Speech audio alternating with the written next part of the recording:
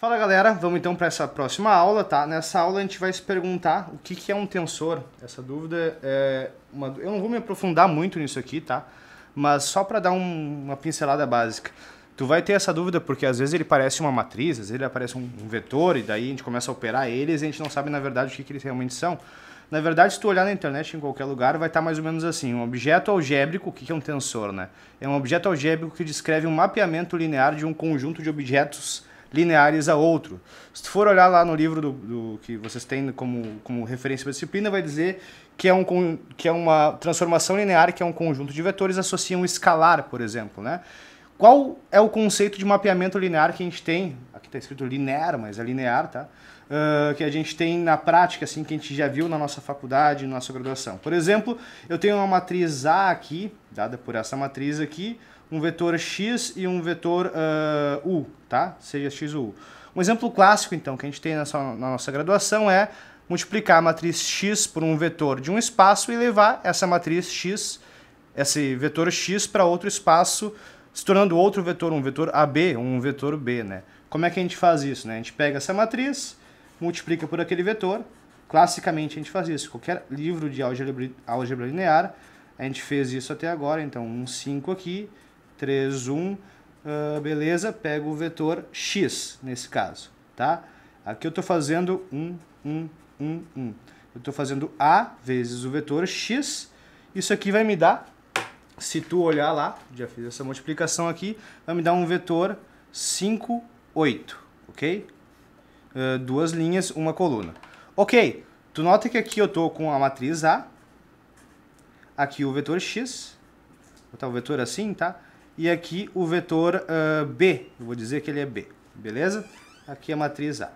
Eu posso também usar esse A para transformar qualquer vetor de 4 dimensões, né, do R4, para outro vetor do R2, por exemplo. Eu posso pegar o U aqui e multiplicar pelo A.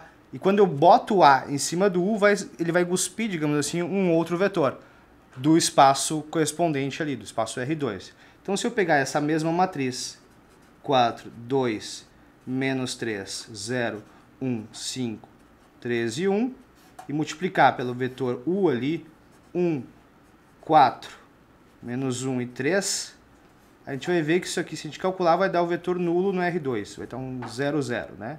Que a gente chama isso aqui de vetor nulo. Vetor nulo. Então, o que isso aqui está fazendo, na verdade? A gente está fazendo o seguinte, a gente está pegando de um certo espaço, né, do R4, onde eu tenho lá no R4 o vetor x, por exemplo, ok? Ou o vetor u, onde ele está, o R4 é o domínio de todos os vetores do R4, né? É o domínio dessa transformação que a gente vai fazer, e a gente vai levar ele, a gente vai transformar esse vetor x, por exemplo, para o vetor b, né? Através de uma aplicação da multiplicação pela matriz A. Multiplicação por A. Isso, na verdade, seguindo algumas regras depois, é uma transformação linear, tranquilo? Matriz é um exemplo clássico de transformação linear. Aqui a gente tem o nosso domínio, então, né? A gente tem a nossa função, ou uma regra que está sendo aplicada sobre o domínio para dar um objeto no contradomínio.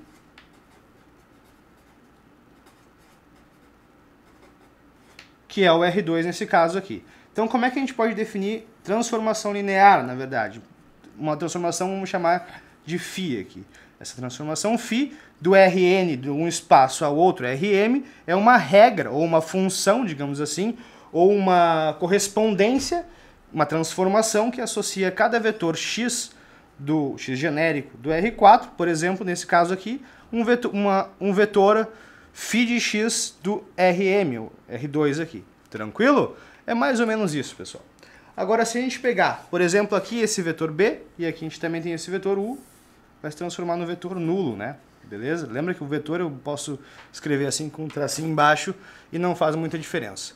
Qual é a notação, então, que a gente vai usar para uma transformação linear? Vocês vão ver isso quase na primeira ou segunda aula de vocês. Uma transformação linear φ, uma forma linear também, né? Sobre o Rn, ela pega do domínio do Rn, digamos assim, lá ele chama de E, por exemplo, um espaço vetorial que pode ter uma dimensão finita de 3, 4 e assim por diante, e leva para os escalares, ele define tensores assim, tranquilo? Aqui eu estou dizendo genericamente, do Rn para o Rm.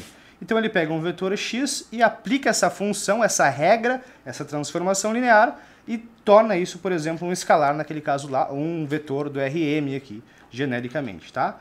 Uma transformação linear qualquer, ela tem que seguir algumas regras. Por exemplo, a transformação, pegando como argumento da função aqui de um vetor mais outro, é igual à transformação de um vetor mais a transformação do outro vetor. Beleza? Aqui, se a gente tem um escalar c, por exemplo, multiplicando aqui o vetor, a transformação de c vezes o vetor é igual a c vezes a transformação do vetor para todo c escalar, né? Se a gente pegar e juntar essas duas regras aqui, dá isso aqui, né?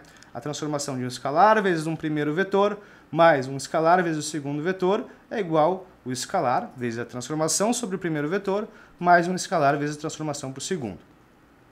Vamos pegar aqui, por exemplo, um exemplo clássico aqui, tá? De aplicação de uma forma linear sobre o R3. A gente pega e a gente define, olha, o R3, essa transformação tem como domínio o R3 e ele leva elementos do R3 para os reais aqui.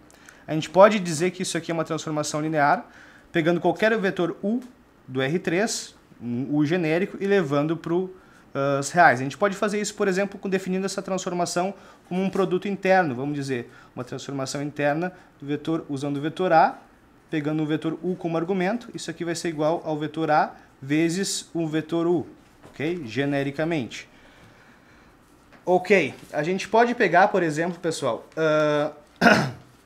um vetor U sendo um valor específico. Vamos ver um vetor U sendo, deixa eu usar vermelho aqui, U sendo 1E1 mais 2E2 mais 3E3, tá? O que vai acontecer? Eu vou pegar esse elemento do para fazer essa forma linear, para botar, eu boto como argumento o vetor U. O vetor A age sobre o U e transforma isso num outro elemento, dos reais nesse caso aqui, tá? Então como é que eu vou fazer isso? Simplesmente aplicando a regra que eu disse, a transformação que eu disse. Eu pego então a transformação usando como argumento o vetor U, vai ser o vetor A, 3E1, que é o vetor unitário na direção E1, na direção X1, né? Que eu já mostrei para vocês, mais 4E2, que eu já botei um A fixo ali, mais 5E3, produto interno, isso aqui é aquele produto, né? Produto interno que vocês tiveram na faculdade já, vocês já sabem, aqui a gente vai levar outro nome depois, vocês vão ver, 1E1, que é o U, né? Mais 2E2, mais 3E3.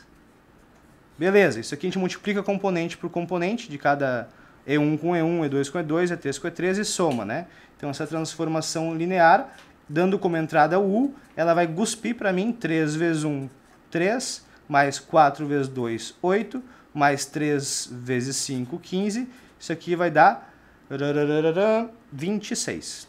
E 26 pertence aos reais. Beleza. A gente poderia usar outro vetor U, ia dar também um outro valor. E se a gente fizesse, vamos fazer isso. Vamos pegar um vetor V que eu vou chamar, sei lá, vetor 3E1 mais 2E2 mais 1E3. Tranquilo? Se eu usar esse V como argumento, V pertence ao R3, então se eu pegar esse V e fazer a aplicação da regra, a gente vai ter a transformação linear usando o V aqui, beleza?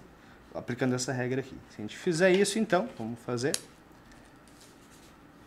aplicação da transformação linear usando o V, a gente vai ter o vetor A, 3E1 mais 4E2 mais 5E3, que multiplica produto interno o vetor V, que é 3E1 mais 2E2 mais 1E3. Ok? Beleza, então isso aqui eu vou fazer, vai dar, com o vetor V aqui como argumento, vai dar 3 vezes 3, 9, mais 4 vezes 2, 8, mais 1 vezes 5, 5.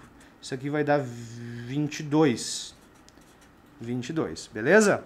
Se isso aqui é uma transformação linear, de fato, isso aqui é, de fato, uma transformação linear, tem que respeitar essas regrinhas de transformação aqui, tá? A linearidade da transformação, na verdade. Isso vai ser respeitado. Se tu fizer, por exemplo, a transformação linear de U mais V, vai dar 48, que é a soma de cada um individualmente, como diz a regrinha aqui. Ok? Já definimos a transformação linear, que é um tensor, na verdade, como a gente viu aqui. A gente definiu o tensor, vamos voltar lá atrás. O tensor é um objeto algébrico que descreve um mapeamento linear, ou uma transformação linear, ou multilinear, a gente vai ver depois, de um conjunto de objetos algébricos a outros, tá? Tranquilo? Obrigado, pessoal. Até a próxima daqui a pouco.